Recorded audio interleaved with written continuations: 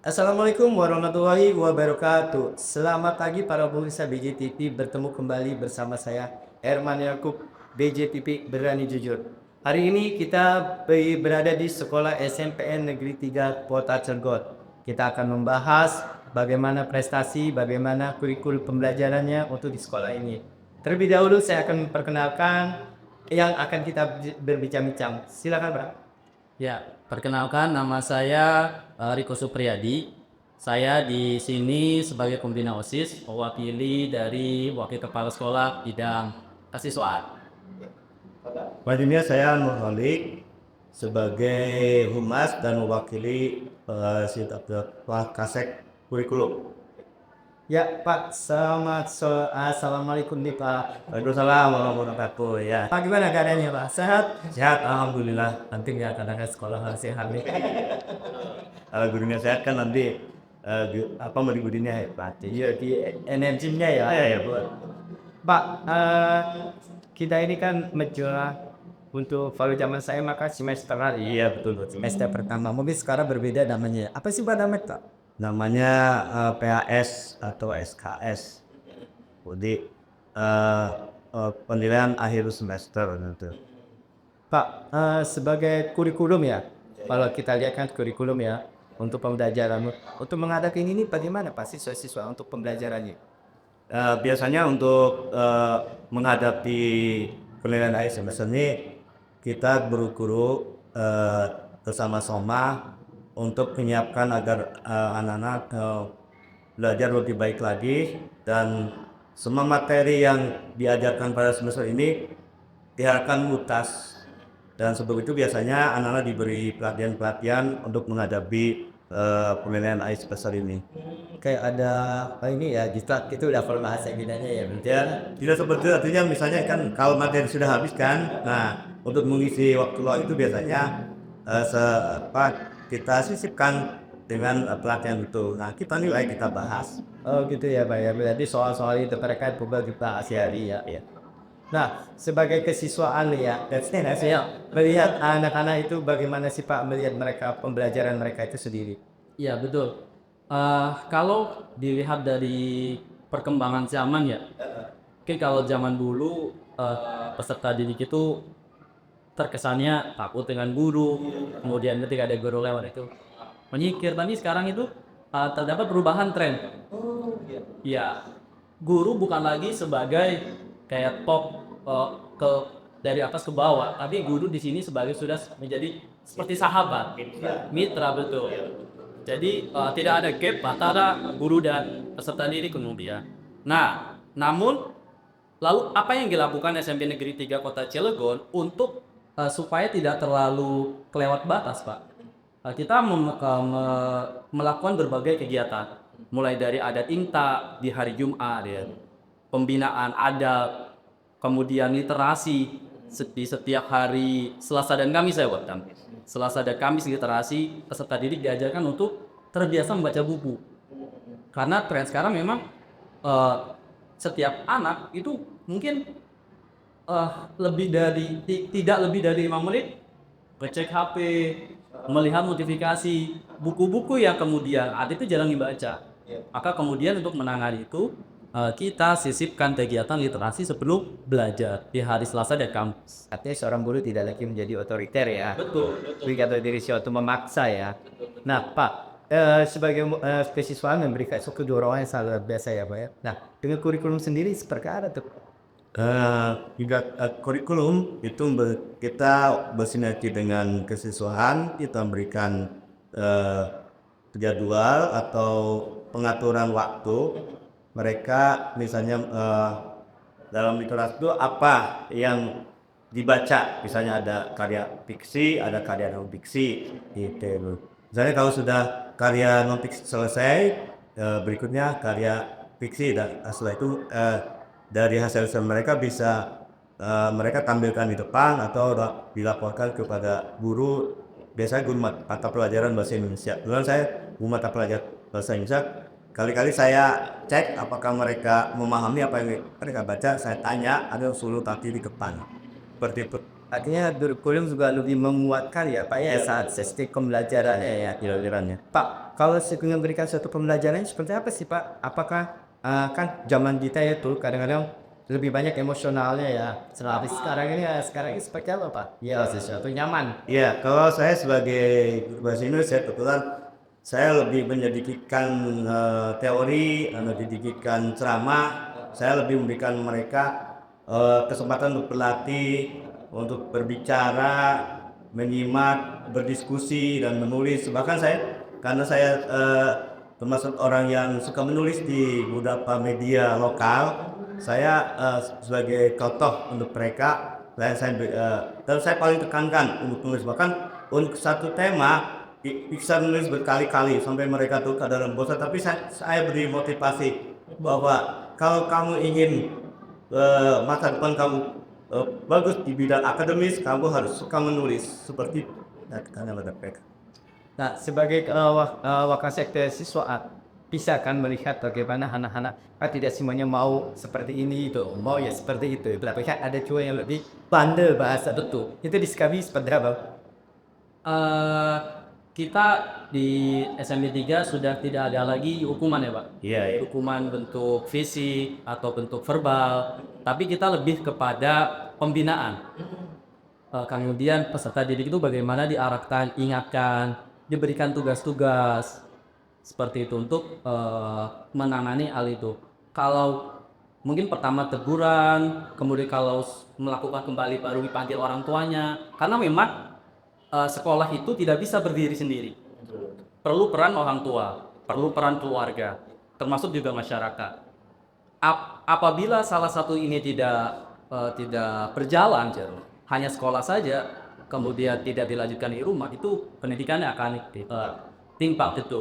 Maka dari itu kita kemarin juga mengajarkan parenting orang tua, bagaimana mendidik anak supaya pendidikan di sekolah dan di rumah itu sinergis gitu Pak. Jadi artinya kita tetap aja berkomunikasi ya. Betul Pak terhadap sekolah ya, betul. Jadi agak sulit nggak sih Pak memberikan pelajaran banyak anak-anak gitu ya sendiri? Ya, awalnya sih saya sulit ya, tapi setelah saya alami, saya jalani, hanya beberapa orang lah yang sulit. Tapi kita yang sulit ini kita sering gurui gitu ya, agar minimal dia tidak mengganggu teman-temannya gitu ya. Dan alhamdulillah selama saya pelaksanaan belajar mengajar di sini, anak-anak rata-rata responnya baik, mereka mau bekerjasama dengan kita. Saya senang pada mereka. Artinya kita lebih pendekatan secara Santai. ya mereka jadi seperti apa gitu ya. Karena kan zaman sekarang kan tidak bisa seperti zaman kita bisa juga ya itu walau biasa juga nih ya SMP ini mati ya itu. Pak, untuk kurikulum sendiri Pak, apa sih yang sudah dijalankan di dalam SMP Negeri 3 untuk prestasinya di akademik Pak? Untuk Kita larinya ya. Untuk prestasi untuk mendapatkan prestasi akademik, biasanya kami memilih guru-guru yang terbaik untuk di beberapa kelas, untuk kelas 9 dan mungkin kelas 7, karena saya pernah pengalaman ketika kuliah di UPI Bandung, itu ketika awal-awal tahun itu kami diajar oleh guru besar. Iya. Guru besar. Saya tanya, kenapa kok kami masih awal-awal kelas kok sudah diajari guru besar? Oh, setelah itu saya selidiki, ternyata untuk menanamkan pondasi. Jadi karena di sini kurmer itu di kelas awal-awal, maka guru-guru yang memang dia sudah menjadi guru penggerak itu diprioritaskan untuk mengajar di kelas 7. Nah, adapun guru-guru nanti yang senior gitu ya, yang lebih dianggap mumpuni oleh pihak kami ya, itu disuruh mengajar kelas. Tapi tadi bukan berarti kelas 8 tidak. Kami ya mereka semacam itu agar terjadi sinkronisasi antara pondasi, kemenanaman pondasi dan penguatan materi seperti itu. Tapi apa aja nih Pak untuk persiapan mereka kan biasanya kan agak perlombaan. Ya betul akademik ya. Apa aja Pak di kurikulum? mendapatkan persiapan tadi sesuai itu. Iya. Menjadi percaya diri, terus berharap dia bisa jadi juara gitu. Iya ya, kebetulan di sini juga ada ekstrakurikuler yang di situ beberapa mata pelajaran seperti IPS, IPA, matematik, kemudian bahasa ya. Untuk berlomba-lomba sudah diikuti beberapa guru untuk mengkoordinasi bidang-bidang itu. Jadi persiapan tidak hanya pas waktu kita mengadakan perlombaan, tapi insya Allah nanti sesuai dengan perkembangan berjalannya situasi, insya Allah nanti akan dikuatkan kegiatan-kegiatan. Terkait dengan persiapan ya Pak, kan otomatis kita mempersiapkan dengan kelompok populer ya. Biasanya ketika mereka mau anti atau itu berapa lama persiapan mereka untuk bisa lebih maju ke depan itu? Wah, mampu nih kan. Ya pertama kita seleksi dulu ya. Seleksi nanti kita koordinasi dengan guru-guru mapel dan kelas masing-masing. Nanti guru-guru mapel tersebut berembuk memilih ini dan mereka biasanya persiapan ya ada sekitar sebulan atau 2 minggu seperti itu. Oh, lebih mematangkan ya Stefan itu ya Pak ya. Pak sebagai beasiswaan ya kan mereka anak-anak itu supaya bisa menjadi dorongan membuat mereka juga lebih confident ya, lebih betul ya. Ibarat kita bilang kan lebih confident ya. Sioranya mereka merasa lebih besar percayanya. Apa sih Pak dorongan dari kesiswaan? Kadang-kadang ini sudah bosan lah apa atau ngeliat murid belajar kesel gitu. Apa sih Pak? Ya, sebenarnya tidak kemudian kesiswaan menghandle semua siswa ya. Iya. Untuk kemudian mengikuti perlombaan, tapi sudah dibentuk ekskul untuk kemudian mempersiapkan peserta didiknya pada cabang-cabang lomba tertentu. Non akademis. Iya, yang non akademis. Jadi sebenarnya persiapannya ketika mau lomba itu tidak terlalu panjang sebenarnya. Betul ya. Karena memang sudah dilatih sejak awal ya. Jadi peserta didik sudah percaya diri sedari awal. Sudah dipersiapkan itu ajang perlombaan. Entah itu bulan depan, entah itu tahun depan. Tapi sudah sejak awal memang dipersiapkan untuk perlombaan itu. Dan memang terbukti ya Pak. Iya. Di kemarin FTBI tahun 2024, satu minggu yang lalu kalau nggak salah. Iya. Festival Tunas Bahasa Ibu SMP 3 itu tingkat provinsi kemarin menjuarai juara 2 ya. Juara 2. Tingkat provinsi Yang naik. iya, Kreski ya. Kreski lomba stand up menggunakan bahasa Banten. Menggunakan bahasa Cilegon Banten. Iya. Jadi memang terbukti persiapan itu memang menghasilkan prestasi seperti itu. Bukan kemudian yang hanya formalitas saja, tapi ada pembuktiannya. Kemudian di dalam non akademik Paskibra kemarin juga menjadi juara Paskibraka se-Jawa. Bahkan Cilegon satu-satunya tingkat SMP yang mengirimkan di perlombaan itu adalah SMP Negeri 3 Kota Cilegon. Luar biasa. Jadi ya, dan masih banyak prestasi-prestasi yang lain ya. Iya, tuisi tingkat kota, tapi ya mungkin saya kurang hafal urutan-urutannya. Tapi itu yang terakhir. Iya. Beberapa prestasi. Tapi setidaknya prestasi itu tetap terbina dari awal. Betul. Tadi artinya ada step by step peningkatan ya untuk mencapai keprestasian itu sendiri ya Pak ya. Berarti kurikulum maupun beasiswa itu memang harus saling bersinkronisasi ya Pak. Ya. Nah, setidaknya untuk saling mendukung antara siswa-siswa yang ada. Betul. Pak, suatu kebanggaan yang sangat luar biasa Pak Sagina SMP Negeri 3 ya. Berarti bersaingan dengan sekolah-sekolah yang lain. Tadi soal positif ya Pak ya. Pak, sebagai kurikulum sendiri Pak, tadi kan saya dengar Bapak banyak persiapan barang udah berapa banyak nih kiprah untuk mendapatkan suara di bidang akademiknya Pak. Untuk kejuaraan di bidang akademik ya sekitar adalah sebuah ke atas lah gitu. Ketika kita melalui lomba lewat online ya, lewat online IPA itu beberapa siswa kita termasuk banyak yang menjadi pemenang kejuaraan di bidang IPA. Apa aja itu Pak? Olimpiade Science, Science. saya oleh PD saya dan oleh biarkan itu sampai tingkat kemana? SMP 3 untuk mendapatkan suatu penghargaan Ya, itu sampai tingkat nasional. nasional. Nasional. Pernah sampai dapat juara. Untuk juara satu cuma sama kita sampai sebagai peserta yang sebagai kombinasi lah. Walaupun seperti itu gak ada suatu kebanggaan, adanya siswanya masih mau punya motivasi yang saya sangat berprestasi ya Mbak ya. Wah ini sangat-sangat dia luar biasa juga ya, saya tegar deh. Apa sih Pak yang membuat Bapak bangga itu dengan terhadap siswa itu sendiri Kak? Sehingga Bapak, wah senang sekali nih ya, anak murid saya bisa menjaga sesuatu yang terbaik gitu kan.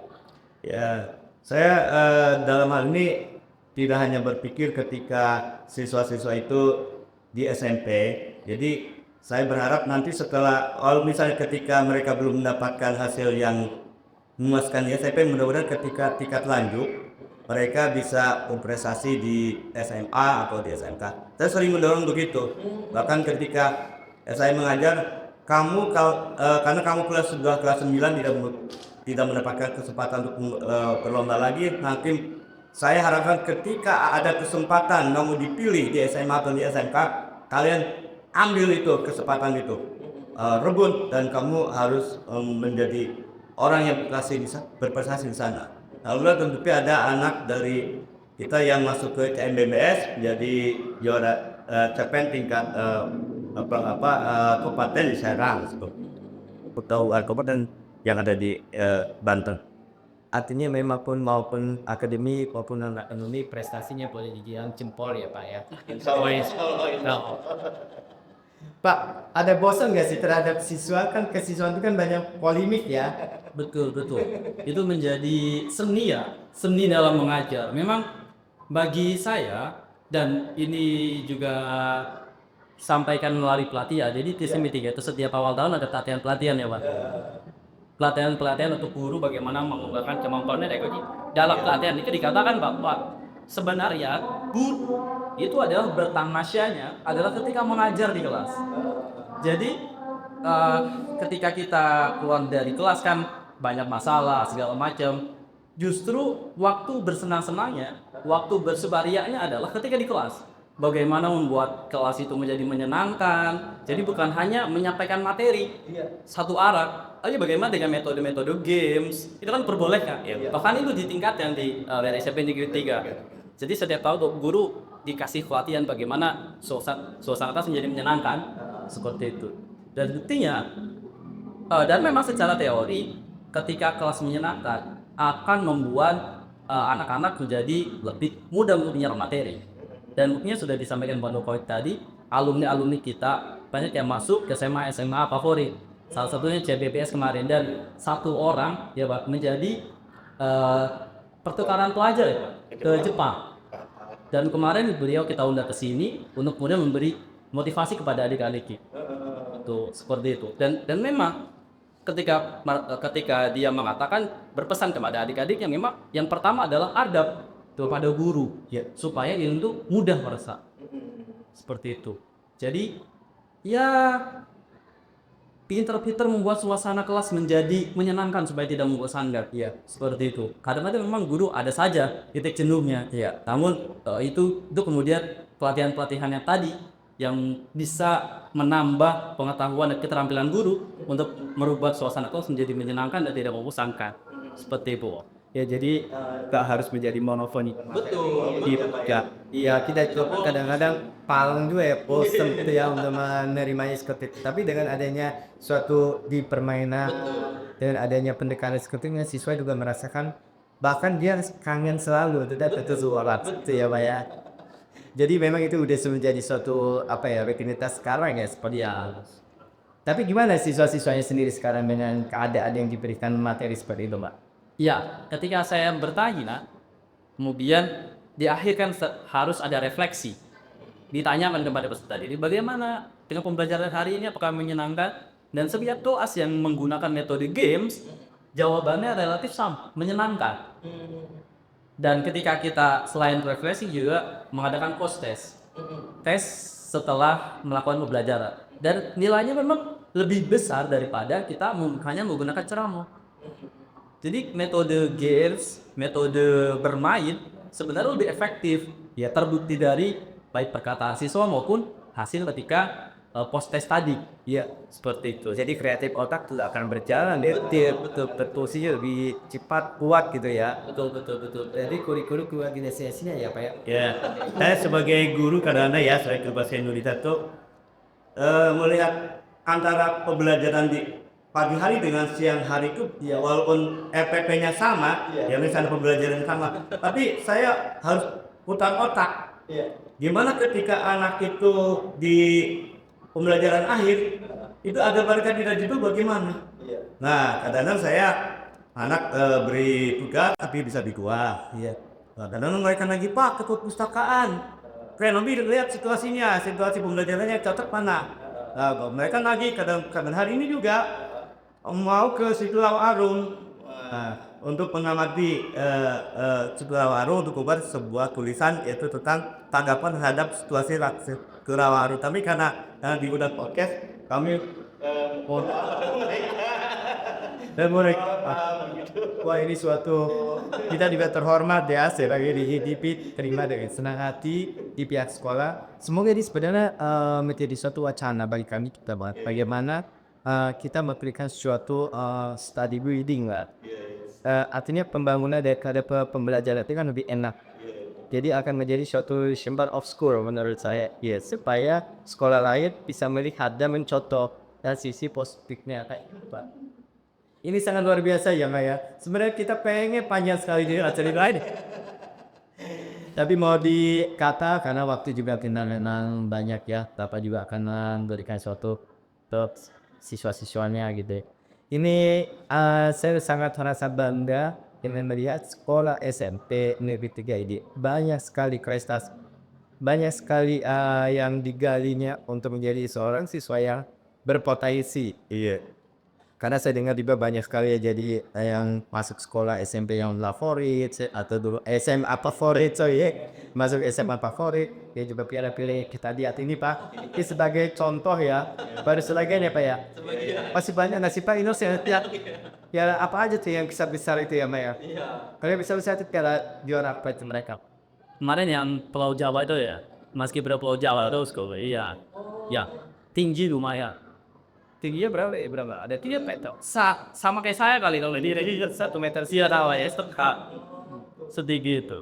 jadi 10 Jawa ya Ya itu juga sama Pasitra juga. Oh ini Mas Kibra ya sama Mas Kibra juga. Biasa ini juga nih Pas Kibra juga. Iya benar Mas Kibra sih. oh ini puisi ya Pak ya Liga ini tuh cocok lah dengan guru bahasa ya